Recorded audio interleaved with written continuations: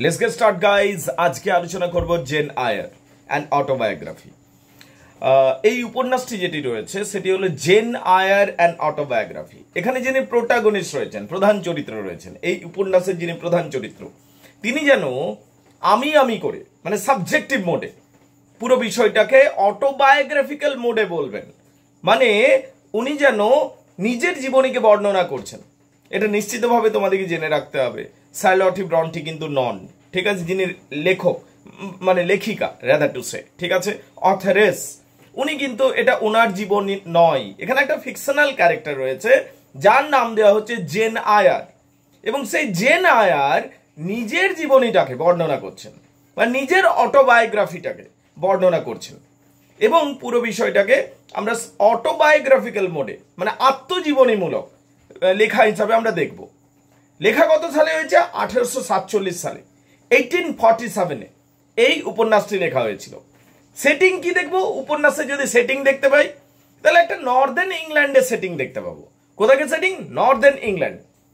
Time, সময়টা কি ধরে নিতে পারো, সরি ফর দিস, সময় 18th সেঞ্চুরি সময়। In the rain of George the third, Maharaja George the third তখন সিংহাসনে বসে আছেন, সেই সময়কার কাহিনী ধরতে পারো। আচ্ছা, এটা কি point of view? First person point of view, মানে আমি করে বলা হবে পুরো বিষয়টা।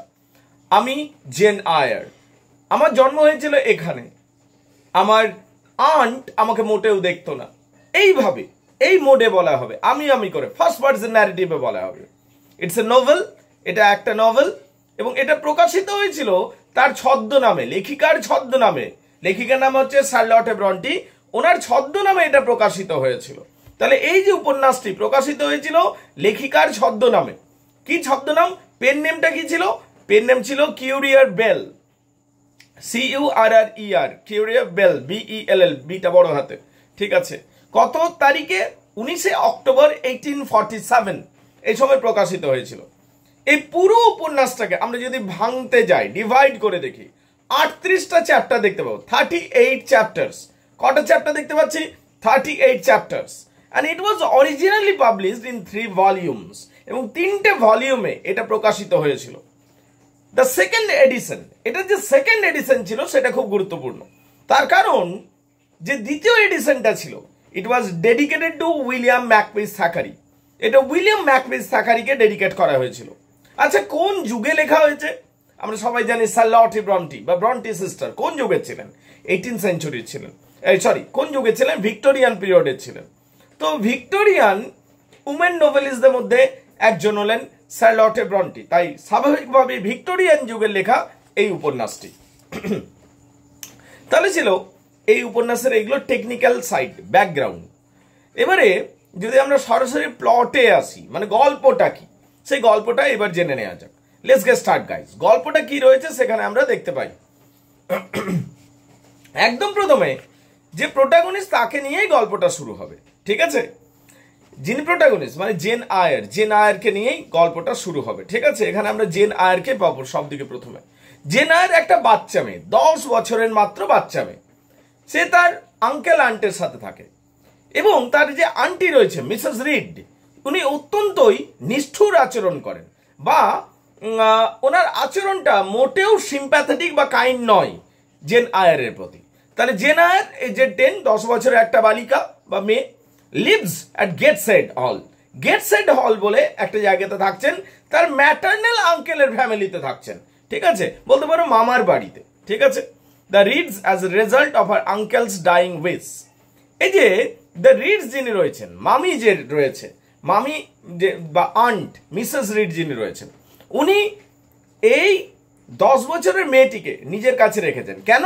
তার যে আঙ্কেল ছিল উনি ডাইং উইশ করেছিলেন, মৃত্যুর সময় একটা ইচ্ছা প্রকাশ করেছিলেন যেন জেন আয়ারকে এখানে ভালো করে বড় করা হয়, এই ইচ্ছাটা রাখা হয়েছিল, এবং সেই জন্য তার মামিটা বাধ্য হয়ে এক প্রকার এই মেয়েটিকে নিজের কাছে রেখেছেন। কিন্তু রাখলেও তিনি মোটেও ভালো করে দেখতেন না, বা ভালো করে বিহেভ করতেন না, বা খুব দয়ালু আচরণ করতেন না, অত্যন্তই নিষ্ঠুর প্রকৃতির ছিলেন এনার প্রতি আচরণ, ঠিক আছে। যদিও সেই বাড়িতে আরো শিশু ছিল, সেই শিশুরা সেই মামির নিজের শিশু যারা ছিল, ঠিক আছে, সেই আন্টে যারা নিজের শিশু ছিল তাদের প্রতি তিনি খুব ভালো ব্যবহার করতেন। তাহলে Jane was orphaned several years earlier when her parents died. আর জেনের যদি কথা বলি, এই জেন আয়ার ইনি অরফান ছিলেন, এই বাচ্চা মেয়েটির মা বাবা আগেই মারা গেছিল, তার জন্যই সে আজ মামার বাড়িতে বা আন্টের কাছে আজ বড় হচ্ছে, ঠিক আছে, 10 বছর বয়স। এবার কি হচ্ছে, orphaned several years earlier her parents died of typhus. এখানে একটা রোগ, বুঝতে পারলি, ছড়িয়ে পড়েছিল, টাইফাস নামক একটা রোগ সেখানে ছড়িয়ে পড়েছিল এবং সেখানেই তার প্যারেন্টস মারা যায়। Jane's uncle, Mr. Reed, was the only one in the Reed family who was kind to Jane's aunt. ঠিক আছে, kind to Jane, ঠিক আছে, but Jane's aunt was not that much kind, rather to say cruel. তাহলে mister read যিনি ছিলেন, বলতে পারো এই জেনের যে মামা ছিল তিনি কিন্তু যথেষ্ট দয়ালু ছিলেন, রাইট, কিন্তু তার স্ত্রী মানে জেনের মামি যে ছিল, আন্ট যিনি ছিলেন, তিনি কিন্তু মোটেও দয়ালু ছিলেন না, ইনফ্যাক্ট অত্যন্ত ক্রুয়েল ছিলেন। Mr. Reed was the only one in the Reed family who was kind to Jane, Jane's aunt, Sarah Reed. কিন্তু জেনের যে আন্ট ছিল মানে মামি ছিল, তার নাম হচ্ছে সারা। এই সারা রিড যিনি ছিলেন তিনি কিন্তু ডিসলাইক করতেন, তিনি অত্যন্ত অপছন্দ করতেন জেনকে এবং কি treats her as a burden, এবং তাকে বোঝা হিসাবে দেখতেন, যে একটা কাঁধের বোঝা, একে নামালেই হলো যে কোনোভাবে। As a result Jane becomes defensive against her cruel judgment. এই যে তার মামিটা বারবার একটা ক্রুয়েল ট্রিটমেন্ট দিয়ে যেতে থাকে জেনকে, তো জেনও আস্তে আস্তে ডিফেন্সিভ হয়ে যেতে লাগলো, ঠিক আছে, যে সবকিছু সে মুখ বুঝে মেনে নিত না, রাইট, সে জানতো যে এইরকম পরিস্থিতি তাকে পড়তে হয়েছে, বাট এগেন সে রিপ্লাই দেওয়ার চেষ্টা করতো। দ্য নার্সমেড, তবে বাড়ির যে নার্সমেড ছিল মানে পরিচারিকা যে ছিলেন, ঠিক আছে, বেইজি যার নাম ছিল, proves to be Jane's only ally in the house. এই পুরো ঘরটার মধ্যে ওই বাড়ির পরিচারিকা যার নাম হচ্ছে বেইজি, সে একমাত্র ভালো বন্ধু হয়ে গেছিল। ইভেন দো বেইজি ওকেশনালি স্কোর্টস জেনস হার্সলি, তবে কখনো কখনো বেইজিও এই জেনকে বকতো। Excluded from the family activities Jane lives an unhappy childhood. তাহলে মোটামুটি ভাবে আমরা দেখতে পাই যে জেন একটা আনহ্যাপি চাইল্ডহুডের মধ্যে দিয়ে পার করছে নিজের জীবন বা অতিবাহিত করছে। তার যে চাইল্ডহুডটা যাচ্ছে সেটা কিন্তু মোটেও গোল্ডেন চাইল্ডহুড ছিল না, ঠিক আছে, এটা একটা বলতে পারো একটা অবহেলাপূর্ণ শৈশব ছিল। One day as a punishment for defending herself against the bullying of her 14-year-old cousin John. এবার আমি আগেই বলেছি যে সেই বাড়িতে আরো কিছু শিশু বাস করত যারা কি মামিরে ছেলে মেয়ে, তো তাদের মধ্যে একটা ছেলে যার নাম হচ্ছে জন, সেই 14 বছর বয়সের, একটু বড়ও ছিল, সে আবার বুলি করতো, বুলি মানে মস্তান টাইপের ছিল। তাহলে এই জেনের সাথে সে মস্তানি করতে গেল, মানে জেনকে ম্যানিপুলেট করবার চেষ্টা করলো, এই কর সেই কর, ওখানে যা, আমার মতো চল, এই রকম ব্যাপারটা সে মস্তানি দেখাতো বা বুলি করতো জন। কিন্তু কি হলো, কিন্তু আমরা দেখতে পাই যে জেন এটা প্রতিবাদ করলো এবং কি জেন এটার বিরোধিতা করলো।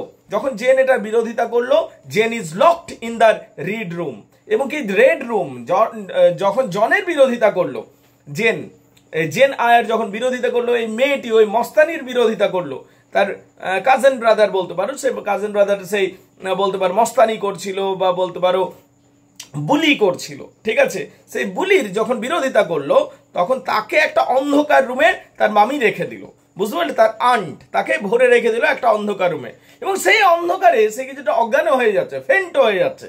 তার কারণ তার মনে হচ্ছে যে সে তার আঙ্কেলের ভূত দেখছে, because he has seen the ghost, সে যেন একটা ভূত দেখছে, তার এইরকম ভয় লাগছে।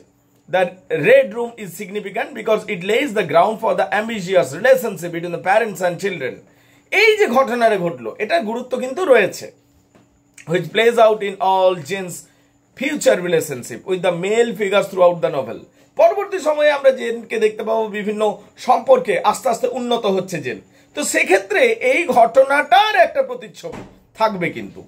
তো যাই হোক, এখানে আমরা দেখতে পেলাম যে জেন মস্তানির বিরোধিতা করলো এবং সে তার কাজিন ব্রাদারের বুলির অপোজ করলো, তখন তাকে কি হলো, তাকে একটা অন্ধকার রুমে ভরে রেখে দেওয়া হলো। She is subsequently attended by the kindly, কিছুদিন পর ওখানে একটা এবার কি হলো আমরা দেখতে পাবো, she is subsequently attended by new character. একটা নতুন চরিত্র আসছে, যে এই জেনকে আমরা দেখতে পাচ্ছি একটা কাইন্ড ক্যারেক্টার মিস্টার লেইলর্ড, যে ডাক্তারের মতো ছিলেন, তিনি আসতেন, and to whom Jane reveals how unhappy she is at the Gateshead Hall. এই যে মিস্টার লেইলর্ড রয়েছেন, এনাকে জেন বলছেন যে আমি এখানে খুব মানে আনহ্যাপি রয়েছে এই ফ্যামিলিতে, আমাকে থাকতে হচ্ছে বলে আমি থাকছি, but I am not happy in this family, এইটা বলছেন। তখন কি হলেন, ওই যে মিস্টার লেইলর্ড যিনি ছিলেন, উনি জেনের মামিকে বলছেন বা আন্টকে বলছেন, কি বলছেন, রিকমেন্ডেড মিসেস রিডকে বলছেন যে আপনি জেনকে স্কুলে পাঠিয়ে দিন, মিসেস রিডের ইচ্ছা নেই যে জেনকে কোনো একটা ভালো স্কুলে পাঠাবো, কিন্তু যেহেতু একটা প্রপোজাল এসেছে এবং তার মনে হচ্ছে যে ওকে ইটস ফাইন, একটা যাই হোক আমার জীবন বাঁচবে এই মেয়েটা থেকে, তাই কি করছেন মিসেস রিড তাকে একটা খারাপ স্কুলে, যেটা একটা পাবলিক স্কুল ছিল বা যেটা একটা বলতে পারো এমন স্কুল ছিল যেটা শুধুমাত্র ডোনেশনে চলে এবং অরফেনরা থাকে, সেই রকম একটা স্কুলে তাকে ভর্তি করে দিচ্ছে। ঠিক আছে, তাহলে মিসেস রিড কি করছেন, মিসেস রুড নয় আবার মিসেস রিড, যদিও তার বিহেভিয়ারটা রুডেই ছিল, okay by the way, Mrs Reed জেনকে কি করছেন, একটা অরফ্যান মানে একটা এমন স্কুলে ভর্তি করে দিচ্ছেন যেখানে অরফ্যানরা থাকে বা বলতে পারো ডোনেশনে চলে স্কুলটা বা এইরকম, বুঝতে পারলে।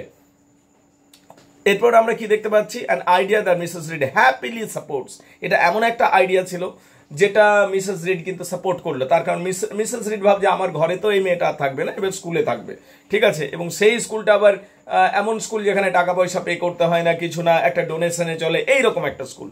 Mrs Reed then enlist the aid of the harsh Mr Blackhurst. এরপর আমরা দেখতে পাচ্ছি জেন আয়ারকে একটা স্কুলে ভর্তি করে দেওয়া হচ্ছে এবং সেই স্কুলের একজন যিনি একটা বলতে পারো ওখানকার যিনি ডিরেক্টর ছিলেন, ঠিক আছে, ডিরেক্টর অফ দ্য লোউড ইনস্টিটিউশন, যে স্কুলটাতে ভর্তি করা হচ্ছে সেই স্কুলটার নাম হচ্ছে লোউড ইনস্টিটিউশন। এটা এমন একটা স্কুল ছিল, একটা সস্তার স্কুল ছিল বলতে গেলে, ডোনেশনে চলে সবার দ্বারা, ঠিক আছে। তো সেই স্কুলে যখন ভর্তি করেছে, ওখানকার যিনি ডিরেক্টর ছিলেন mister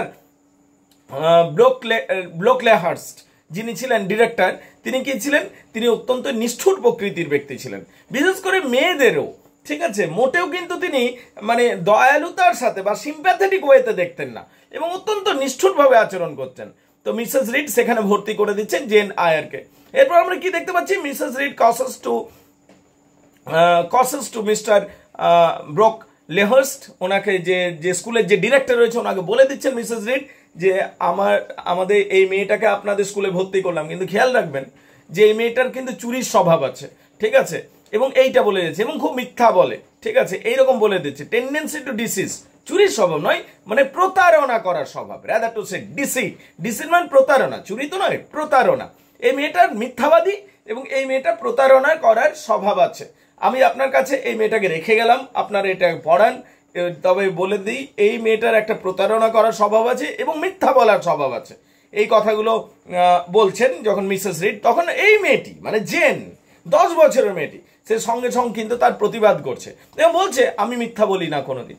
before Jane leaves however she confront Mrs Reed, সে সঙ্গে সঙ্গে মেয়েটি এর প্রতিবাদ করছে এবং মেয়েটি বলছে আমি মিথ্যা বলি না, and declares that she has never called her aunt again, এবং সে বলছেন, এই মেয়েটি বলছে যে আমি আর তোমাকে কোনোদিনও আন্ট বলে ডাকবো না, তার কারণ you are telling lie about me, তার কারণ তুমি আমার নিয়ে মিথ্যা বলে দিলে। Jane also tells Mrs Reed and her daughters Georgiana, Eliza that they are one who are deceitful, বরং মিসেস রিডকে তিনি বললেন যে আমি মিথ্যাবাদী নই বা আমি ডিসেটফুল নই, বরং তোমার নিজের মেয়েরাই ডিসেটফুল এবং তোমার ছেলেটা হচ্ছে বুলি, ঠিক আছে, and that she will tell everyone in the Lowood how cruelly the Reeds treated her, এবং সে বলল যে আমি তো এখানে এলাম, তার আন্টকে বলে দিচ্ছে যাওয়ার আগে যে আমি তো এখানে এলাম, আমি সবাইকে বলে দেব যে তোমরা কিরকম ভাবে আমার উপর টর্চার করতে বা কিরকম ভাবে তোমরা আমার সাথে মিসবিহেভ করতে বা আমার সাথে খারাপ ব্যবহার করতে এবং আনসিম্প্যাথেটিক বিহেভিয়ার করতেন। এইটা Mrs Reed is hurt badly, এই কথা শুনে মিসেস রিডের খারাপ লাগছে by this words, but has neither the courage not the tendency to show it, কিন্তু কিছু করবার নেই মিসেস রিডের। তো মিসেস রিড এরপর চলে যাচ্ছেন এবং আমরা দেখতে পাচ্ছি জেন আয়ার একটা নতুন স্কুলে ভর্তি হয়েছে যেখানকার ডিরেক্টর অত্যন্ত নিষ্ঠুর প্রকৃতির মানুষ। এইভাবে আমরা বলতে পারবো যে জেন আয়ারের একটা নতুন জীবন শুরু হচ্ছে এই স্কুলের মধ্য দিয়ে। তাহলে এইটা হলো একটা চ্যাপ্টার বা এইটা হলো একটা অংশ পুরো উপন্যাসটার। এবার আরো 3টে অংশ আছে যেটা আমাদের খুব ভালো করে বুঝতে হবে। আগে হোপফুলি এইটুকু বুঝে গেছো, আমাকে আগে কনফার্ম করো গাইজ। তাহলে এর পরের অংশে আসা যাক। এর পরের অংশে আমরা কি দেখবো? এর পরের অংশে আমরা দেখতে পাবো যে এই লোড ইনস্টিটিউশন যেটা রয়েছে সেখানে জীবনযাত্রা দেখবো।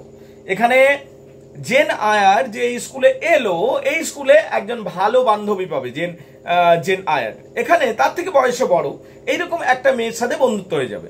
এই মেয়েটা বড় মানে সহনশীল মেয়ে ছিল এবং সহ্য করতে পারতো, মানে সহ্য করে নিত। তার কেউ বাজে কথা বললো বা তাকে কেউ কোনো কিছু বললো, সে কিন্তু রিয়াক্ট করতো না।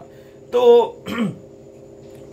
জেন যখন দেখলো যে তার বান্ধবী, যার সাথে তার খুব ভালো বন্ধুত্ব হয়ে গেল কিছুদিনের মধ্যে, যে যখন দেখলো জেন যে এ বিভিন্ন অন্যায়কে মেনে নিচ্ছে এবং এর সাথে বিভিন্ন লোক মিসবিহেভ করলেও এ কিছু সেরকম ভাবে বলে না, একদিন সে তার সাথে গল্প করবে যে তুমি এমনি কেন করো। তখন সে বললো যে জীবনে সবকিছুর ক্ষেত্রে রিয়াক্ট করা দরকার নেই, মানে অনেক ক্ষেত্রে সহ্য করে নেওয়া দরকার। এইভাবে তার একটা নিজের একটা ফিলসফি আছে, জীবন দর্শন আছে, সেটা বোঝানোর চেষ্টা করছে আমাদের যে প্রোটাগনিস্টকে, তার বান্ধবী বোঝানোর চেষ্টা করছে। এবং সে আরো বোঝানোর চেষ্টা করছে যে তুমি যদি সহ্য করতে বা সহ্য করে থাকতে বাড়িতে, তোমার নিজের বাড়িতেই, তাহলে এবং তুমি যদি সবসময় প্রতিবাদ না করতে, তাহলে তোমার আজ এই দশা হতো না। তুমি আজকে যে এখানে রয়েছো এই স্কুলটাতে, এখানে তোমার ঠিক করে খাবার খেতে পাচ্ছ না, এখানে ঠিক করে পোশাকের অভাব রয়েছে, এখানে ঠান্ডা লাগে প্রচুর, এই জিনিসগুলো যেটা রয়েছে, অন্তত এর থেকে তো ভালো ছিলে তুমি বাড়িতে। কিন্তু সেখানে তুমি বেশি প্রতিবাদ করলে বলেই, সেখানে তুমি বেশি ঝামেলা করলে বলেই আলটিমেটলি তোমার এইখানে স্থান হয়েছে। তাই লাইফে অনেক কিছু সহ্য করে নিতে হয়। এইভাবে মেয়েটি বোঝানোর চেষ্টা করবে, জেন আয়ারকে বোঝানোর চেষ্টা করবে তার বান্ধবী। কিন্তু আলটিমেটলি আমরা দেখতে পাবো যে একটা রোগ ছড়িয়ে পড়ছে চারিদিকে, এবং সেই রোগে আমরা দেখতে পাচ্ছি বহু ছেলে মেয়ে মারা যাচ্ছে, এবং আমরা দেখতে পাবো জেন আয়ারের এই প্রিয় বান্ধবীও মারা যাচ্ছে। এটা আমরা এখানে দেখতে পাবো। দেখো, লেটস গেট স্টার্ট। আর লোড ইনস্টিটিউশন, এই বিষয়টাকে আরো ভেঙে ভেঙে বলি, শুনবে। আর Lowood institution, a school for the poor and orphan girls, Jane soon finds that here the life is harsh. এখানে জেনের জীবনযাত্রা শুরু হলো, এবং জেনের যখন জীবনযাত্রা শুরু হলো, জেন দেখলো যে এখানকার জীবনযাত্রা বেশ কষ্টকর। সে attempts to fit and the befriends and older girl. এখানে সে বন্ধুত্ব করার চেষ্টা করলো একটা ওল্ডার গার্লের সাথে, একটা একটু বয়সে বড় তার থেকে, সেই রকম একটা মেয়ের সাথে। সেই মেয়েটাকে আবার বাকি মেয়েরা মোটেও পছন্দ করতো না, হাসাহাসি করতো, ইয়ার্কি ঠাট্টা করতো, কিন্তু সেই মেয়েটা কোনোদিন রিপ্লাই করতো না খারাপ ভাবে। তার নাম ছিল হেলেন বার্নস। এইরকম মেয়েটির নাম ছিল, এই মেয়েটির নাম হচ্ছে হেলেন বার্নস। এই হেলেন বার্নস এর সাথে বন্ধুত্ব হয়ে গেল আমাদের জেন আয়ারের। During a class session, her new friend is criticized for her pores, stance and dirty nails and receives a lashing as a result. তার বন্ধু এই যে হেলেন, তার নতুন বন্ধু, জেনের যে নতুন বন্ধু হেলেন বার্নস, তার বিভিন্ন বন্ধুদের কাছ থেকে কি হতো, হাসি ঠাট্টার পাত্রে পরিণত হতো। Later Jane tells Helen that she could not have borne such public humiliation. Jane একদিন কথা বলছে হেলেনের সাথে, জেন আয়ার একদিন কথা বললো হেলেনের সাথে, আচ্ছা হেলেন তুই কেন সহ্য করেছিস রে, তোকে এরকম ভাবে বন্ধুরা ইয়ার্কি হাসি ঠাট্টা করে। বাট হেলেন ফিলোসফিক্যালি টেলস হার, কিন্তু হেলেন কি বললো তাকে, দার্শনিক তত্ত্ব একটা দিল। হেলেন বললো, তার জীবন দর্শন বললো, that it would be her duty to do so, বলে এটা আমার একটা duty. Jane then tells Helen how badly she has been treated by Mrs Reed. বললো যে দেখো মিসেস রিড, তখন Jane then tells Helen how badly she has been treated by Mrs. Reed, but Helen tells her, Helen বলল যে দেখো সবকিছুর উপর react করা উচিত নয়। তখন এই কথা শুনে, হেলেনের এই কথা শুনে যে সবকিছু রিঅ্যাক্ট করা উচিত নয়, হেলেনের এই কথাটা শুনে তখন কি বলছে জেন আয়ার বলছে, শোনো আমার সাথে অনেক কিছু মিসবিহেভ হতো আমি যে বাড়িটাতে থাকতাম, এবং তারা আমার সাথে খুব নিষ্ঠুর আচরণ করতো এবং খুব আনসিম্প্যাথেটিক বিহেভিয়ার করতো, তাই আমি কিন্তু প্রতিবাদ করতাম, বারবার আমি কিন্তু তাদের বিরুদ্ধে বলেছি, এরকম বলছি জেন। তো তোমারও উচিত হেলেন যে প্রতিবাদ করা। কিন্তু হেলেন টেলস হার, হেলেন বললো যে she would be far happier if she did not bear grudges। বলছে শোনো, তুমি যদি তুমি যে পরিবারটাতে ছিলে তাদের উপর এত বেশি গ্রাজ না রাখতে, এত বেশি প্রতিবাদ না করতে, তাহলে তুমি আপাতত সেই পরিবারেই থাকতে এবং সেখানকার লাইফ অনেক বেশি হ্যাপি ছিল। তাহলে দেখো সবসময় প্রোটেস্ট করা বা গ্রাজ বের করাটা সলিউশন নয়, এটা বোঝানোর চেষ্টা করছে। In due course of Mr Blackhurst lives in the school, visits the school, while Jane is trying to make herself look inconspicuous. She accidentally drops her slate. একদিন কি হচ্ছে, আমরা দেখতে পাচ্ছি যে স্কুলের যে সব থেকে বেশি কঠোর মাস্টার বা কঠোর যে প্রিন্সিপাল রয়েছেন, তিনি কি করছেন, স্কুল পরিদর্শনে বার হয়েছেন। While Jane is trying to make, Jane যেখানে নিজেকে কাম রাখার চেষ্টা করছেন, হঠাৎ করে তার হাত থেকে স্লেটটা পড়ে যাচ্ছে, and thereby drawing attention to herself. এবং যখন আওয়াজ হচ্ছে হঠাৎ করে, তখন এই যে মিস্টার ব্লোকরাস যিনি ছিলেন, তিনি কি করলেন, তিনি জেনকে ডাকছেন এবং she is forced to stand in a stool, এবং তাকে এখানে অপমান করা হচ্ছে, তাকে একটা স্টুলের উপর মানে একটা টুলের উপর দাঁড়াতে বলা হচ্ছে, and is drenched a sinner as a liar, এবং তাকে বিভিন্নভাবে সকলের সামনে অপমান করা হচ্ছে, তাকে বলা হচ্ছে তুমি একটা পাপী মেয়ে এবং তুমি একটা লায়ার মানে মিথ্যাবাদী। লেটার মিস টেম্পল, পরবর্তী সময় আমরা দেখতে পাই এই স্কুলেরই একজন বলতে পারো গভর্নেস বা ম্যাডাম বা শিক্ষিকা, যার নাম হচ্ছে মিস টেম্পল, তিনি কিন্তু খুব যত্ন করতে শুরু করছেন, কেয়ারিং সুপারিনটেন্ডেন্ট কেয়ার করতে শুরু করছেন, যত্ন করতে শুরু করছেন এই জেন আয়ারের, এবং জেন আয়ারের সেলফ ডিফেন্সে মানে জেন আয়ারকে প্রোটেক্ট করার জন্য বারবার চলে আসছেন এবং publicly clears up the wrongdoing, এবং জেন আয়ারকে আলটিমেটলি ওই পাবলিক হিউম্যানিজেশন থেকে বাঁচাচ্ছেন। Helen and Miss Temples are the Jane's two main role model who positively guides her. এখানে আমরা দেখতে পাবো যে এই স্কুলে এসে জেন দুটো ভালো ক্যারেক্টারকে পাচ্ছে। একটা হলো তার বান্ধবী, যে তার থেকে বয়সে একটু বড়, যার নাম হচ্ছে হেলেন বার্নস, ইনি একজন ক্যারেক্টার। আরেকজনকে আমরা এখানে দেখতে পাচ্ছি মিস টেম্পল, যিনি শিক্ষিকা বলতে পারো বা একটু কেয়ার করে, গভর্নেন্স শিক্ষিকা যাই বলবে। এই দুজনের পজিটিভ প্রভাব জেনের উপর, জেন আয়ারের উপর পড়ছে এবং পরবর্তী সময়ে মানে এরা জেনের কাছে রোল মডেল হয়েছে in a way, and harsh treatment she has received from the many others, এবং অন্যদের কাছ থেকে জেন যে হার্শ ট্রিটমেন্ট পেত, এরা বারবার প্রোটেক্ট করার চেষ্টা করতো জেনকে। দ্য 80 পিপলস, এই পিপলস মানে স্টুডেন্টস, 80 জন ছাত্রছাত্রী, এই ছাত্রী বলতে গেলে এই স্কুলে লর্ড স্কুলে বা এই স্কুলটাতে থাকতো। আর সাবজেক্ট টু কোল্ড রুমস, এখানে 80 জন ছাত্রীকে কি হতো, ঠান্ডা ঘরের মধ্যে থাকতে হতো, মানে এসি রুম নয়, প্রচন্ড ঠান্ডা ঘর, বরফ। পোর মিলস, খাবার একেবারে নড়বড়ে খাবার দেওয়া হতো, মানে কিছুই দেওয়া হতো, প্রত্যেকদিন কুমড়োর ঘ্যাট, বুঝতে পারলে, অ্যান্ড থিন ক্লথ, এবং কি দেওয়া হতো, এবং একটা খুবই পাতলা পোশাক দেওয়া হতো। কেন, মানে এইগুলো চিপ, সস্তা, কিন্তু তাদের প্রচন্ড ঠান্ডা লাগতো। মেনি স্টুডেন্টস ফল ইল, বেশ কিছু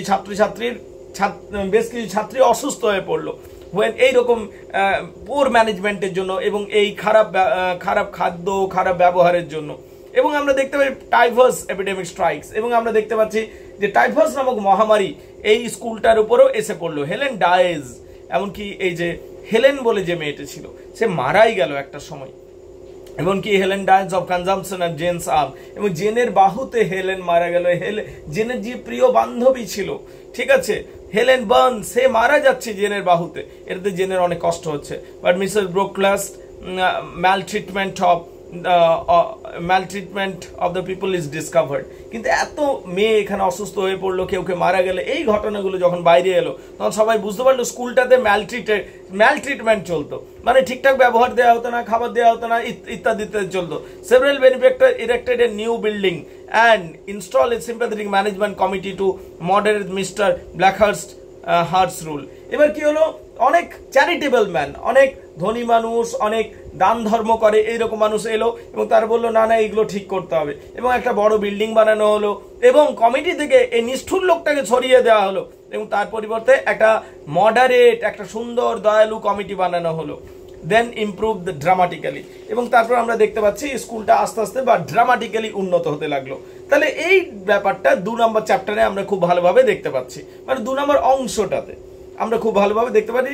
তাহলে প্রথম অংশে আমরা দেখতে পেলাম যে সে জেনার বাড়ির মধ্যে কিরকম নিজের মামির বাড়ির মধ্যে, আন্টের বাড়ির মধ্যে থাকতো, কিরকম তাকে কষ্ট সহ্য করতে হতো। 2 নম্বর চ্যাপ্টারে আমরা দেখতে পাচ্ছি, বা 2 নম্বর অংশে, চ্যাপ্টারটা ভুল বলা হবে, অংশে আমরা দেখতে পাচ্ছি যে জেন আয়ার একটা স্কুলে লোড স্কুলে চলে আসছে এবং ইনস্টিটিউশনে চলে আসছে, এবং সেই ইনস্টিটিউশনে তাকে কিভাবে সংঘর্ষ করে তাকে মোটামুটি ভাবে তার একটা উন্নত জীবন হচ্ছে, সেটা আমরা এখানে দেখতে পাচ্ছি। এর পরের অংশে আমরা দেখতে পাবো যে জেন আয়ার নিজে অনেক দিন এই স্কুলে ছিলেন, 6টা বছর তিনি ছিলেন ছাত্র হিসাবে স্কুলে। তো 6 বছর একটা স্কুলে ছাত্র হিসাবে থাকার পর তুমি বড় হয়ে যাও, তোমার 18-19 বছর হয়ে যায়। তারপরে তিনি আবার এই স্কুলের, এই যে জেন আয়ার রয়েছে এই স্কুলেরই টিচার হয়ে গেলেন এবং এই স্কুলে টিচিং করতে লাগলেন। এইটা আমরা দেখতে পাবো চ্যাপ্টার 3-তে। চ্যাপ্টার 3 বলা ভুল হবে, তৃতীয় অংশটাতে, তার কারণ চ্যাপ্টারগুলো তো অনেক রয়েছে, তৃতীয় অংশটাতে রাদার টু সে। এটুকু একবার দেখে নাও গাইজ। এর পরের অংশে আসে যাক। আফটার 6 ইয়ার, 6টা বছর এই স্কুলে কাটিয়ে দিল জেন আয়ার কি হিসাবে? ছাত্রী হিসাবে, and too as a teacher of Lowood. এবং তারপরে ছাত্রী হয়ে যখন সে বড় হয়ে গেল, শিখে গেল অনেক কিছু, তখন এই স্কুলেরই সে টিচার হলো 2 বছরের জন্য। ঠিক আছে, Jane decides to leave the pursuit of a new life. কিন্তু তার কিছুদিনের মধ্যে, 2 বছর পড়ানোর পর তার এই লাইফটাকে বোরিং বলে মনে হলো। তাই মনে হলো আমাকে একটা নতুন এবার নিজের ক্যারিয়ারে যেতে হবে। And growing board with this life, load life, এই যে লোডের যে জীবনটা ছিল তার কাছে বোরিং মনে হতো। Her friend and confederate Miss Temple also leaving after getting married. কিছুদিন পর মিস টেম্পলেরও বিয়ে হয়ে গেল, মিস টেম্পল বিয়ে হয়ে চলে গেল, তখন তার আরো বেশি ফাঁকা বা একা মনে হতে লাগলো এই স্কুলটাকে। Miss Temple also leaves for after getting married. Jane advertises her service as a governess in newspaper. জেন মনে করলো যে আমিও এবার এই স্কুল ছেড়ে চলে যাব, এবং সে যে চাকরি করতে চায় অ্যাজ এ গভর্নেস হিসাবে, মানে বাচ্চাদের বড় করবে, বাচ্চাদের দেখভাল করবে, গভর্নেন্স হিসাবে সে যে চাকরি করতে চায়, নিজের একটা অ্যাডভার্টাইজমেন্ট দিল নিউজ পেপারে। The housekeeper at Thornfield Hall, Alice Fairfax replies to Jane's advertisement. আমরা এখানে দেখতে পাই the housekeeper at the Thornfield Hall. এখানে আমরা দেখতে পাবো the housekeeper at the Thornfield Hall, Alice Fairfax replies to Jane's advertisement. Jane একটা উত্তর পেল, যে জেন যে বলছে না, নিউজ পেপারে অ্যাড দিল যে আমি চাকরি চাইছি এবং আমি যে কোনো মেয়েকে খুব ভালোভাবে মানে দেখভাল করতে পারবো। তখন একটা ডাক পেলো, কার কাছ থেকে ডাক পেলো? অ্যালিস ফেয়ারফ্যাক্সের কাছ থেকে। Replies to Jane's advertisement. Jane takes the position and teaching, এবং জেন একটা পজিশন নিল, এবং জেন জানতে পারলো যে তাকে একটা ফ্রান্সের একটা বাচ্চা মেয়েকে পড়াতে হবে, ঠিক আছে, বা তার দেখভাল করতে হবে। ওয়ান নাইট, একদিন রাত্রিবেলাতে, while Jane carrying a letter to the post of the Thornfield, Jane যখন যাচ্ছে একটা চিঠি পোস্ট করার জন্য, a horseman and dog passes her, একটা ঘোড়ার গাড়ি, হর্সম্যান পাশ দিয়ে বেশ জেন্টেলম্যান বলে মনে হলো, সে পাশ দিয়ে গেল, আর পাশে একটা কুকুর, ডগ পাসেস হার, ডগ মানে কুকুর পার হয়ে যাচ্ছিল। The horse slip on ice and throws the rider, এবং হঠাৎ করে ওখানে বরফ জমেছিল, সেই বরফে ঘোড়াটা পিছলে গেল, এবং যে ঘোড়া চালক ছিল সে খানিকটা ছিটকে পড়লো। Despite the rider's surliness, Jane helps him to get back on the horse. তার রাইডার কোনোভাবে নিজেকে ম্যানেজ করলো বটে, কিন্তু জেন কি করলো, তাকে আবার ঘোড়াতে উঠতে সাহায্য করলো। লেটার ব্যাক অ্যাট দ্য থ্রনফিল্ড, এবার জেন নিজের কাজে চলে গেল, এবং জেনের আজকে যেখানে ইন্টারভিউ দেওয়ার আছে, যে সে চাকরি পাবে, একটা বাচ্চা মেয়েকে দেখতে হবে, সে থ্রনফিল্ডে সে উপস্থিত হলো। She learns that this man is Edward Rochester বলে ফেলছি, অলরাইট, রোস্টার। এবং কি এখানে আমরা দেখতে পাচ্ছি এডওয়ার্ড রোস্টার, এই ব্যক্তি সেই ব্যক্তি ছিল যে ঘোড়ার গাড়ি নিয়ে যাচ্ছিল, ঠিক আছে। এবং কি এখানে একটা মেয়েও রয়েছে, Adele was the left in the care of her mother, a famous dancer abandon her. এবং সে জানতে পারলো এখানে একটা মেয়ে রয়েছে এবং সে অ্যাবান্ডন, তাকে কেউ ছেড়ে দিয়ে গেছে, বিকজ তার মাদার যে ছিল সে ফেমাস একজন ড্যান্সার ছিল। It is not immediately appeared whether and is Richardson's daughter or not. এখনই আমরা এটা বুঝতে পারবো না যে সে এই জেন্টেলম্যানটার মেয়ে কিনা, সেটা তো পরে বোঝা যাবে। এখানে একটা টুইস্ট আছে আসলে। At Jane's first meeting, Mr. Richardson, he tells her, accusing her of bewitching the horse and make him fall. যখন প্রথমবার সে দেখা করতে গেল, জেন আয়ার যখন প্রথমবার দেখা করতে গেল এই বাড়ির মালিকের সাথে, সেই দেখলো যে ওই ঘোড়া সাওয়ার লোকটাই রয়েছে বাড়ির মালিক, ঠিক আছে, মিস্টার রোস্টার, যার নাম। এবং যার সাথে সে গল্প করতে শুরু করলো। কিন্তু মিস্টার রোস্টার একটা অদ্ভুত অভিযোগ করলেন। তিনি অভিযোগ করলেন যে আমার ঘোড়াটা যে লাফাতে শুরু করেছিল হঠাৎ করে, সেটা তোমার জন্য, তার কারণ তুমিই কিছু বদমাইশি করেছিলে। Jane stands up and initially arrogant manner. জেন সঙ্গে সঙ্গে উঠে দাঁড়ালো এবং প্রতিবাদ করলো, না আমি এমনি কিছু করিনি। Despite the strange behaviour Mr Rochester and Jane soon come to enjoy each others company. এবং এরপর আমরা দেখতে পাচ্ছি দুজনেই Mr Rochester and Jane Eyre আস্তে আস্তে বন্ধু হয়ে যাচ্ছে এবং একে অপরের কোম্পানি এনজয় করতেছে।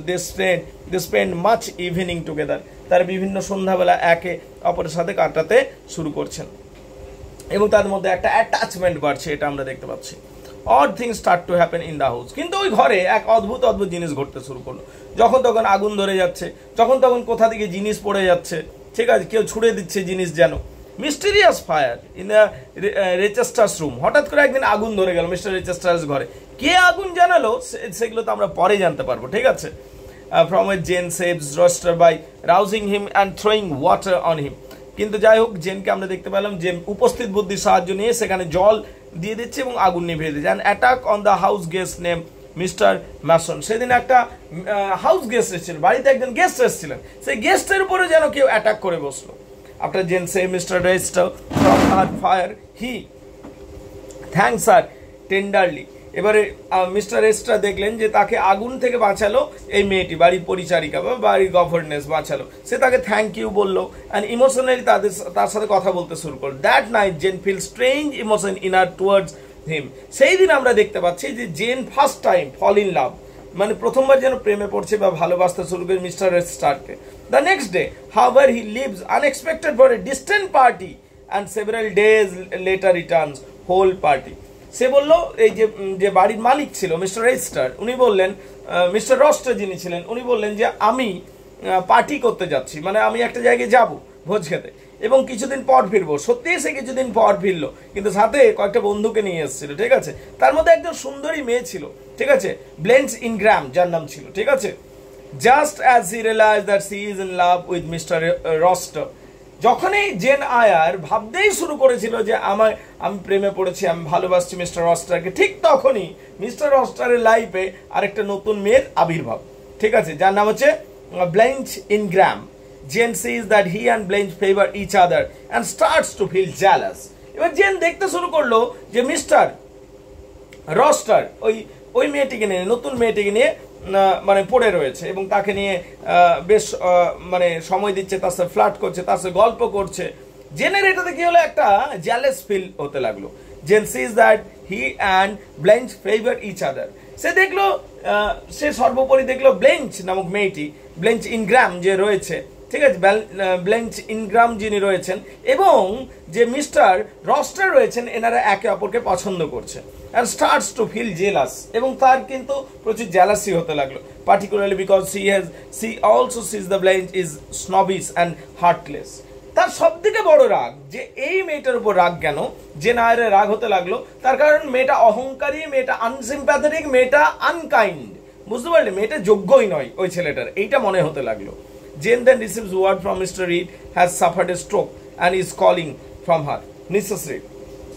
হঠাৎ করে যখন এইরকম চলছে, তা জেনের যখন মন ভেঙে গেছে, হঠাৎ করে একটা খবর এলো যে তার আন্ট নাকি ভয়ানক রকম অসুস্থ হয়ে পড়েছেন, ঠিক আছে, একটা তার স্ট্রোক হয়ে গেছে তার আন্টের। ইজ কলিং ফর হার এবং তার আন্ট তাকে ডাকছে। Jane returns to the Gateshead Hall. Jane নিজের বাড়ি ফিরে যাচ্ছে and remains there for a month, সেখানে এক মাসের মতো থাকছে, to tend the dying aunt. যে আন্ট তাকে এত কষ্ট দিয়েছে, সেই আন্টকে, আন্টের সেবা করছে সে। Mrs Reed confesses to Jane that she wronged her. Mrs Reed স্বীকার করছেন, কনফেস করছেন জেনের কাছে, দ্যাট সি রংড হার, যে সে মৃত্যু মুখে পড়ে নিয়ে মৃত্যুর সময় সে স্বীকার করছে যে আমি তোর সাথে অনেক ভুল কাজ করেছি, তোর সাথে আমি মিস ট্রিটমেন্ট করেছি, ম্যাল ট্রিটমেন্ট করেছিলাম, তো তোর প্রতি আমি আনসিম্প্যাথেটিক ছিলাম, আনকাইন্ড ছিলাম, এই সমস্ত কথাগুলো সে কিন্তু বলছে।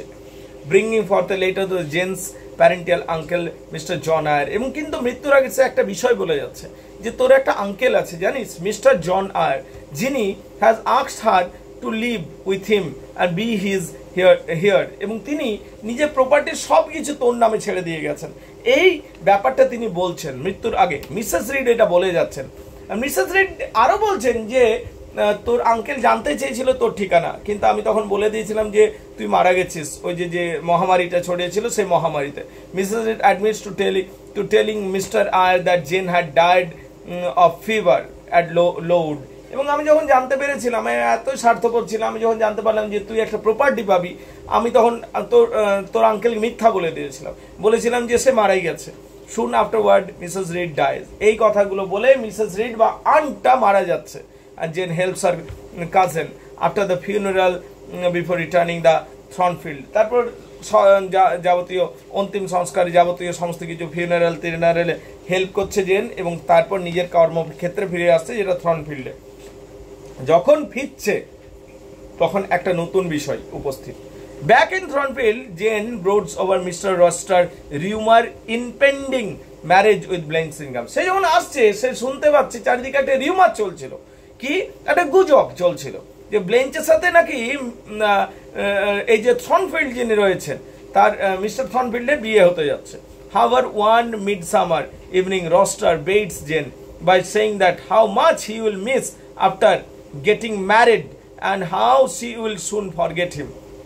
একদিন যখন জেন এবং মিস্টার রস্টার হাঁটতে হাঁটতে বার হয়েছে, তখন সে বলছে যে আমি না তোমাকে অনেক মিস করবো after getting married, ঠিক আছে।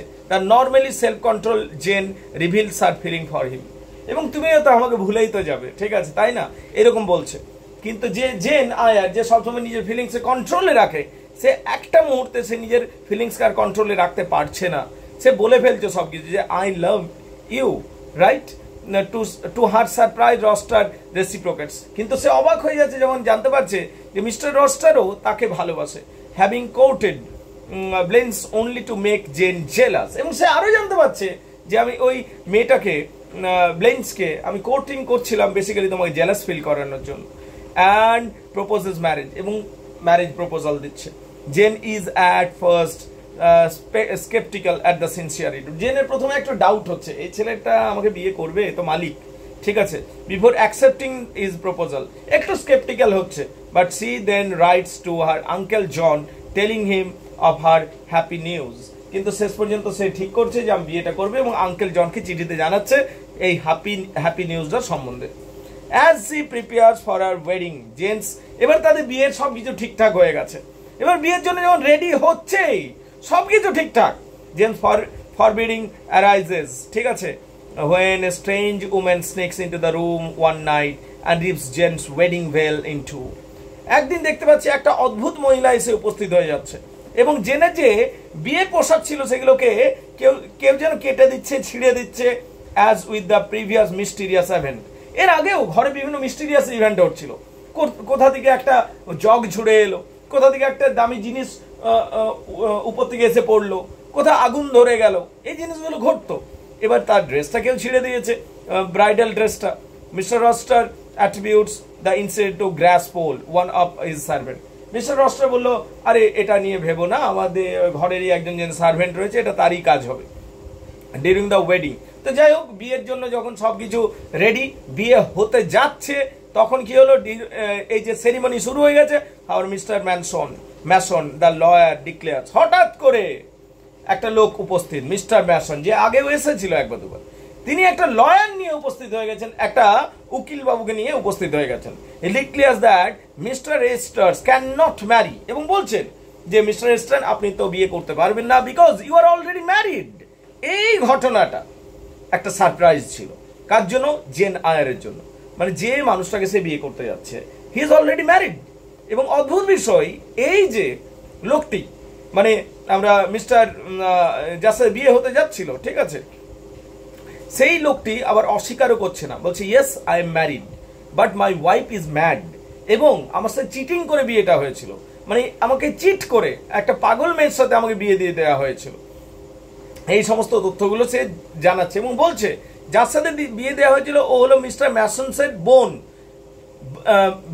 এবং কি সে কোথায় থাকে, সেই বোনটা কোথায় থাকে? উপরের ফ্লোরটাতে থাকে। যেই সে ওই মেয়েটাই বা ওই তার স্ত্রীটাই পাগল হয়ে থাকে, এবং সে কখনো আগুন লাগিয়ে দেয়, কখনো পোশাক ছিঁড়ে দেয় কাউকে জগ ঝুড়ে মারে, ইত্যাদি ইত্যাদি, ঠিক আছে।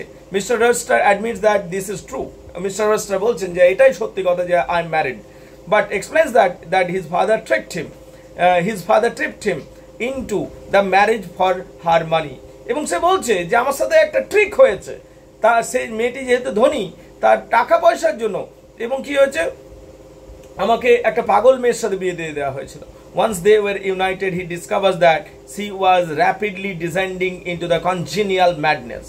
Once marriage is done, যখন বিয়ে হয়ে গেল তারপরে সে উদ্ধার করতে পেরেছিল যে তার স্ত্রী পাগল, and so he eventually locked her away in Thornfield. তাই তাকে উপরের ফ্লোরটাতে তাকে লক করে রাখতো সে, hiring Grace Polo as a nurse, এবং গ্রেস পোলো বলে যে বাড়ির পরিচারক আছে সে কিন্তু ওই মহিলার সম্পূর্ণ কেয়ার করতো, টু লুক আফটার হার, এই মহিলার দেখাশোনা করতো।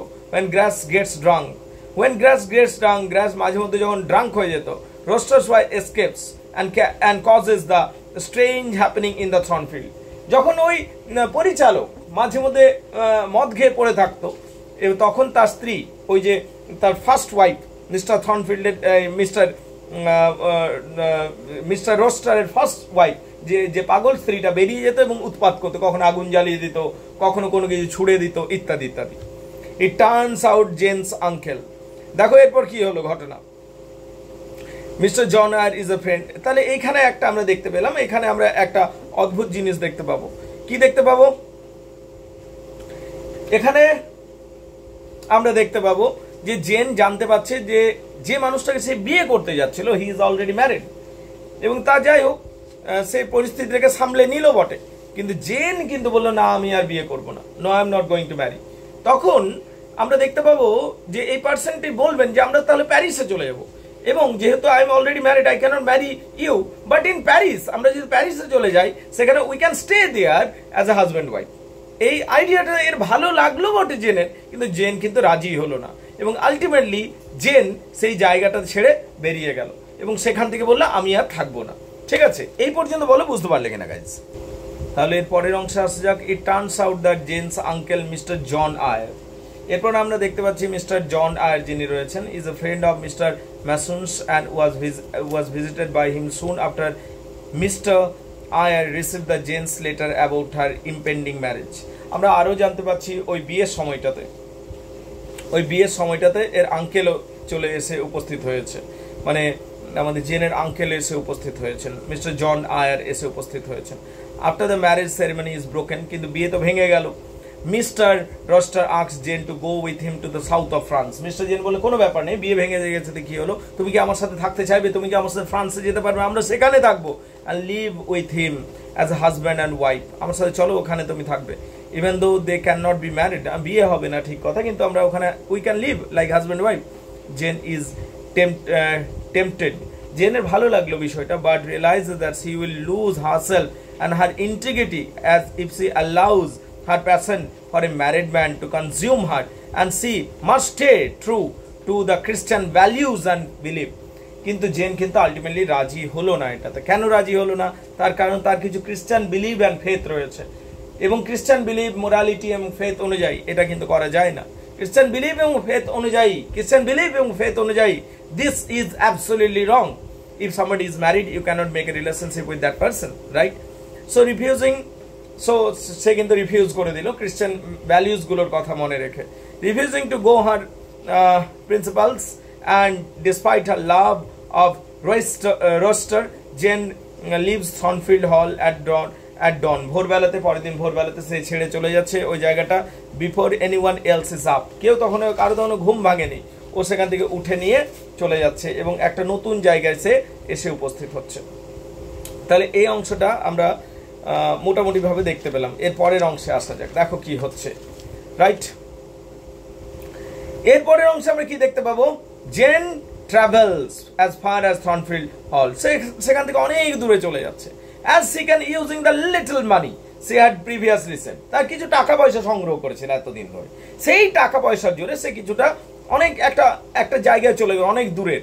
C accidentally leaves her bundle of position on a couch, এবং যে ঘোড়ার গাড়িটাতে চেপেছিল সেইখানে আবার ভুল করে নিজের টাকা পয়সার থলিটা বা বান্ডেলটা, প্রয়োজনীয় জিনিসের বান্ডেলটা ভুল করে ছেড়ে দিয়ে চলে যাচ্ছে। and is forced to sleep on the moor. তারপর নতুন জায়গায় পৌঁছে গেছে, টাকা পয়সাও নেই, তাহলে কি সে বাধ্য হয়ে যেখানে সেখানে থাকছে, যেখানে সেখানে শুয়ে থাকছে, এবং সামহাউ তাকে কোনোভাবে খাবার সংগ্রহ করতে হচ্ছে।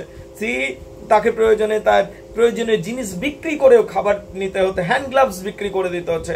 সে unsuccessfully attempts to trade her handkerchief and gloves for food. সে এমনকি চেষ্টা করছে তার হ্যান্ডকারচিপ এবং হ্যান্ড গ্লাভস গুলো বিক্রি করে দিয়ে খাবার সংগ্রহের চেষ্টা করছে। এক্সস্টেড অ্যান্ড স্টার্ভিং, সে ক্লান্ত হয়ে যাচ্ছে, ক্ষুধার্ত রয়েছে। সে eventually makes her way to the home of Diana and Mary River, but is turned way to the housekeeper by the housekeeper. এখানে আমরা দেখতে পাচ্ছি she eventually makes her way to the home of Diana and Mary reverse.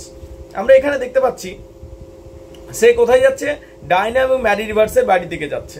And is turned away by the housekeeper, এবং housekeeper সেখানে আবার তাকে না বলে দিচ্ছে। She collapses on the door স্টেপে সে পড়েও যাচ্ছে। প্রিপেয়ারিং ফর হার ডেথ, সেই জন্য প্রায় এবার মরেই যাবে।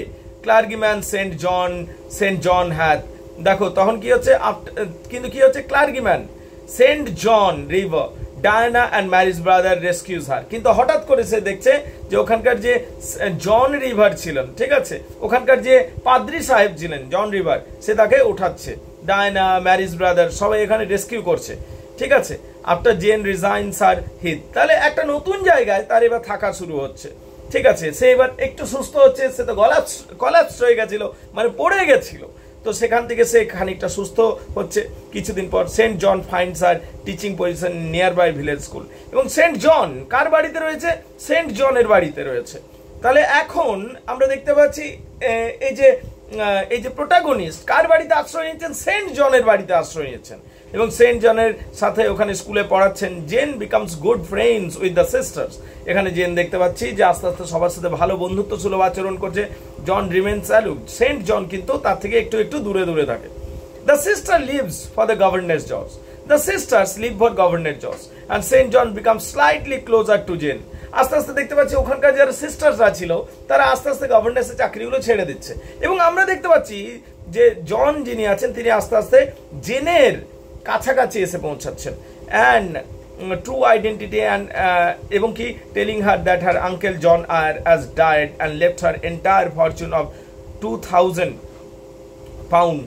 এবং একদিন সে বলছে জেন আয়ারকে, ঠিক আছে, এবং কি হচ্ছে, একদিন সে বলছে সেন্ট জন একদিন সেন্ট জন জানতে পারছে জেন আয়ারের কাছ থেকে তার ট্রু আইডেন্টিটিটা, এবং সে হতবাক হচ্ছে এইটা জানতে পেরে, হতবাক করছে তাকে এইটা বলে যে telling her that her uncle John Eyre has died, যে তার আঙ্কেল তো মারা গেছে, and left her entire fortune of 2000 pound, এবং তার আঙ্কেলের কথা একদিন প্রসঙ্গ করছে, এবং সেখানে জানতে পারছে যে এরাও তার আঙ্কেলকে চেনে, জেন আয়ারের আঙ্কেলকে এনারাও চেনেন, এবং কি এনারা যে চেনেন অদ্ভুত কারণে এখানে জেন আয়ার জানতে পারছে এরা হচ্ছে তারই cousin brother and sister.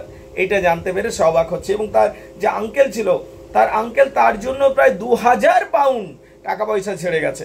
when Jane questions him further, যখন জেন আরো তার সাথে কথা বলছে, saint John reveals that John Eyre is also his and his sisters uncle.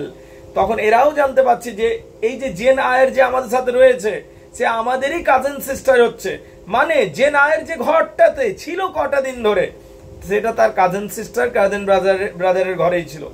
They had once hoped for share for the inheritance, but were left virtually nothing.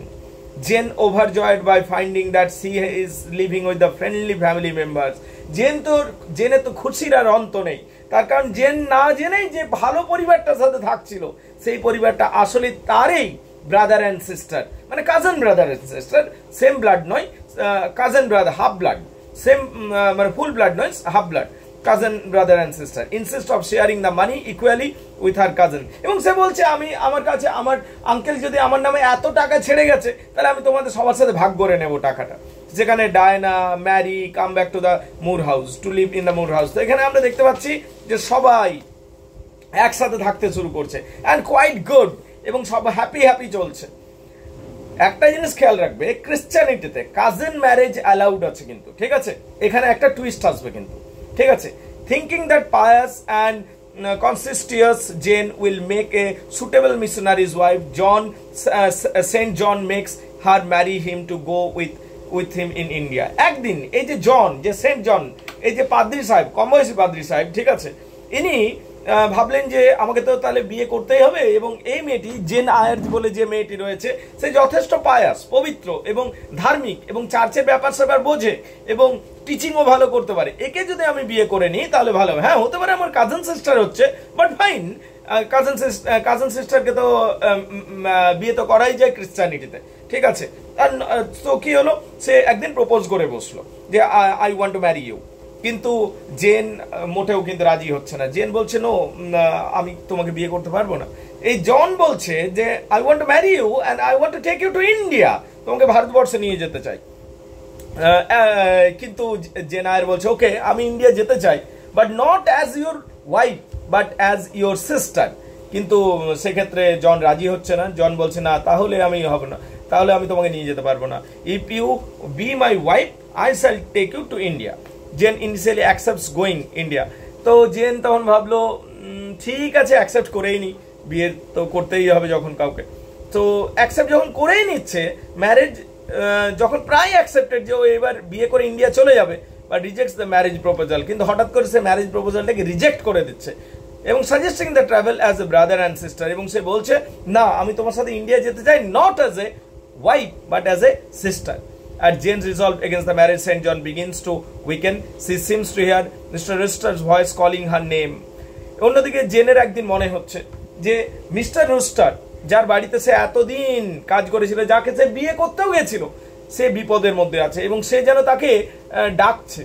Gen then returns to থর্নসভিল হল। জেনের এইটা মনে হওয়া সত্ত্বেও তার six sense যেন somehow কাজ করছে। Gen তখন ছুটে যাচ্ছে সেই থর্নসফিল্ড হলে to see mister Rochester is all right, যে উনি ঠিক আছেন কিনা, যার সাথে আমার একটা সময় বিয়ে হওয়ার কথা ছিল, যদিও পার্সনটা married person, but I have an emotion for him. যখন আমার এত ভয় করছে তার জন্য, যেন মনে হচ্ছে সে আমাকে ডাকছে, সে ফিরে চলে যাচ্ছে। কোথায় যাচ্ছে? সেই বাড়িটাতে, যেখানে রোস্টার বাড়িতে, only to find that black and ruins. কিন্তু ওখানে গিয়ে দেখছে বিভৎস ঘটনা ঘটে গেছে, মানে পুরো বাড়িটা জোরে ছাড়খাড় হয়ে গেছে। She learns that Rister sent Mrs. Fairfax into the retirement and এবং Adley to the এবং তার যে মেয়ে ছিল to school to a few months following her departure. Shortly afterward, সে ওখানে গিয়ে জানতে পারছে ওখানে কি হয়েছিল, এক অদ্ভুত ঘটনা ঘটেছে। কি, his wife set the house on fire and died after jumping from the roof. সে জানতে পারছে এই মেয়েটি যখন যাচ্ছে, জেন আয়ার যখন যাচ্ছে, কোথায় যাচ্ছে যে মিস্টার রোস্টারের সাথে দেখা করতে, যার সাথে তার বিয়ে হওয়ার কথা ছিল একটা সময়। তখন দেখছে তার বাড়িটা এত বড়, যেটা বাড়ি ছিল পুরো ছারখার হয়ে গেছে। তার কারণ সেই বাড়িটাতে আগুন লাগিয়ে দিয়েছিল তার পাগল স্ত্রীটা, ঠিক আছে, এবং সে আগুন লাগিয়ে আবার ছাদ দিকে ঝাঁপ দিয়ে দিয়েছে এবং সে নিজেও মরে গেছে। এবং কি, এই যে মিস্টার রস্টার ছিলেন, তিনি একজন ভালো মানুষ ছিলেন। তিনি সার্ভেন্ট থেকে বাঁচানোর জন্য বহু চেষ্টা করেছেন এবং সার্ভেন্টদের বাঁচাতে গিয়ে তার একটা হাত নষ্ট হয়ে গেছে, হাত শেষ হয়ে গেছে এবং সে এখন চোখেও দেখতে পায় না, এইরকম তার কন্ডিশন হয়ে গেছে। Jane reunites with the Rochester, তখন, এবং তার স্ত্রীও মারা গেছে, পাগল স্ত্রীটাও মারা গেছে। Jane reunites with the Rochester, তখন জেন গেল সে মিস্টার রস্টারের কাছে, and he is overjoyed at her return. সে তো খুব খুশি হয়ে গেল যে আমার জেন ফিরে এসছে আমার কাছে, but fears that she will go away at his condition. কিন্তু তার ভয় হলো যে আমার এই অসহায় অবস্থায় কেন ও আমার সাথে থাকবে, ও তো চলে যাবে। am I hideous? জেন জিজ্ঞেস করছে, আমি কি মানে am I hideous, আমি কি জঘন্য? he asks, very sad, you always were, you know, she replies. এবং সেই মেয়েটি বলছে, হ্যাঁ তুমি জঘন্য ছিলেও আর আজও আছো, কিন্তু আমি তোমার সাথেই থাকবো। she replies, and now a humble man Roster vows to live a purer life and reveals that he has intensely been for Jane ever she has left. এবং সেই মিস্টার রস্টারের সাথে জেনের আবার ভালো কথাবার্তা শুরু হলো এবং তার মধ্যে একটা অ্যাটাচমেন্ট ছিল না। he had been called out her name in despair one night. এবং সে বলছে, আমি প্রতিটা মুহূর্তে তোমাকে আমি বারবার চেয়েছি এবং একদিন আমি অনেক বেশি করে মনে মনে ডাকছিলাম। দেখো, টেলিপ্যাথি কাজ করে গেছে, বুঝতে পারলে? the very call that she heard from the Moore house. এবং সম্ভবত সেই জন্য তার যেহেতু হৃদয়ের কানেকশন ছিল, সেই জন্য সে শুনতে পেয়ে গেছিল। and heard her miles away. বহু দূরে থাকা সত্ত্বেও তার এটা ভয় করছিল, মনে হচ্ছিল যেন মিস্টার রস্টার আমাকে ডাকছেন, তাই সে চলে এসেছে। আর সিগনিফাইং কনসেপ্ট বিটুইন দেম, এবং তাতে বোঝা যাচ্ছে এদের মধ্যে একটা কানেকশন ছিল, ডিস্টেন্স ছিল but there was a connection, right? Jane asserts herself as a financially independent woman and assures him of her love. Jane বলছে আজকে আমার টাকা পয়সা আছে, আমি আজকে ফাইন্যান্সিয়ালি ইন্ডিপেন্ডেন্ট হয়ে গেছি, তবে আমি আজও তোমাকে ভালোবাসি। Declare that she will never leave him, এবং বললে আমি আর তোমার কোনোদিনও ছেড়ে যাবো না, তোমার সাথে থাকবো। রস্টার প্রপোজেস এগেন, তাকে প্রপোজ করছে অ্যান্ড দে ম্যারিড, তার বিয়ে করলো। এবং এখানে দেখতে পাচ্ছি জেন বিয়ে করছে মিস্টার রস্টারকে। They live blissfully together in the old house in the woods and called এবং কি ফার্দিনান্ড ম্যানর, এবং তারা ওই এবং তারা বিয়ে করে নিলে এবং খুশি খুশি থাকতে শুরু করে। The couple stay in the touch of the, তাদের যে আগের যে মেয়েটা ছিল তাদের সেই মেয়েটাকেও এরা রাখলো ভালোভাবে, তাকে বড় করলো। As well as Diana, Mary, তার যে অন্যান্য কাজিন সিস্টারগুলো ছিল জেন আয়ারের, তাদেরও সাথে সম্পর্ক রাখলো। Who each gain loving husbands of their own, তাদেরও কিছুদিন পর বিয়ে হলো, তাদেরও লাভিং হাজবেন্ড হলো। Saint John moves to India, অন্যদিকে যে কাজিন ব্রাদারটা বলেছিল জেন আয়ারকে বিয়ে করবো, সে ইন্ডিয়াতে চলে গেল, ঠিক আছে, to accomplish his missionary goal, ইন্ডিয়াতে খ্রিস্ট ধর্ম প্রচার করবে বলে। But is implied to have fallen gravely ill there, কিন্তু ইন্ডিয়াতে গিয়ে নাকি সে ভয়ানক রকম অসুস্থ হয়ে পড়লো। Rochester regain sight in one eye, কিছুদিন পর আমরা দেখতে পাচ্ছি যে এদের হ্যাপি ম্যারিড লাইফ চলতে চলতে আস্তে আস্তে রস্টার একটা চোখে দেখতে শুরু করলো, মানে এবার তার চোখের জ্যোতি ফিরে আসতে লাগলো। 2 years later after Jane's marriage, enabling him to see their newborn son, এবং তাদেরও একটা সন্তান হলো, জেন আয়ারের একটা সন্তান হলো, এবং মিস্টার রস্টার এবং জেন আয়ার খুব খুশি খুশি হ্যাপি লাইফ লিড করতে শুরু করলো। So this is the novel gen আয়ার। তাহলে এইটা হলো জেন আয়ারের পুরো গল্পটা, মোটামুটি ভাবে ডিটেলসে বলা হলো। Hopefully you have got it clear guys. আশা করি তোমরা বিষয়টা বুঝে গেছো, আর যদি কিছু সমস্যা থাকে, কোয়েশ্চেন থাকে, অবশ্যই বলতে পারো। Thank you very much indeed guys.